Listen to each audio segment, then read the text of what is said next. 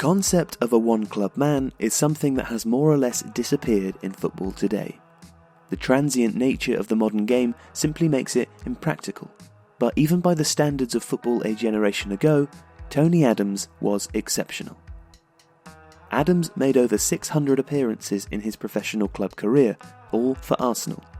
He made his debut when he was barely 17, was appointed club captain at 21 and remained so until he retired 14 years later. For most of that time, he stood at the top of the game, despite suffering the brutal effects of alcoholism that could easily have scuppered his career. Adams joined Arsenal aged 13 in 1980, leaving school 2 years later to fully concentrate on football.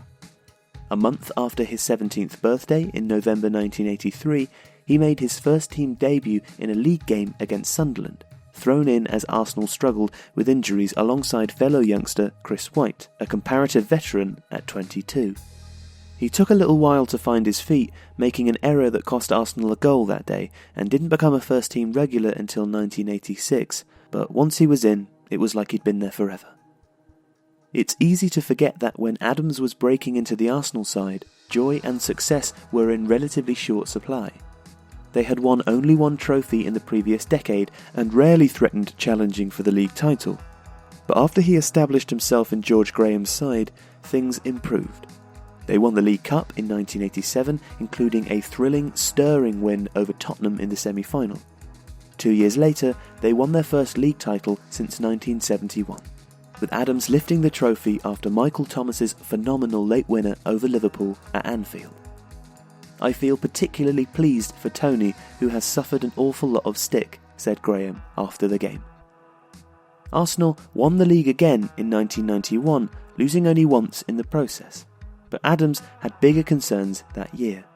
In December 1990, he crashed his car into a wall when he was over 4 times the drink-drive limit. He was later sentenced to 4 months in prison, actually serving a little under half of that time. After his release, he was welcomed straight back into the Arsenal team, more trophies coming in 1993 with the FA and League Cups. But his drinking continued. He captained England at Euro 96, but a few months later, his alcoholism reached a peak with a 4-day bender in London, ending with him bursting into tears in a pub and finally acknowledging his problem.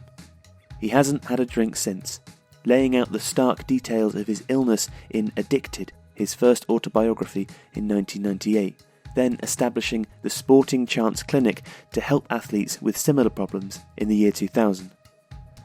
Many thought that the arrival of Arsene Wenger at Arsenal in 1996 would spell the end of Adams and his old-school ilk, but Wenger was smart enough to recognise that his captain, along with the rest of that famous back four of Steve Bold, Lee Dixon and Nigel Winterburn, with David Seaman in goal, were the solid base upon which he could build his team. Wenger's first Premier League win came in 1998, with Adams scoring in the game that ultimately clinched the title. The sight of Adams, arms raised and eyes closed, probably a little disbelieving of what was happening, is one of the most iconic sights of Wenger's early years, and it's in that pose that a statue of Adams was erected outside the Emirates in 2011. Adams was more of a peripheral figure when Wenger's second title arrived in 2002, and he announced his retirement just before the start of the following season.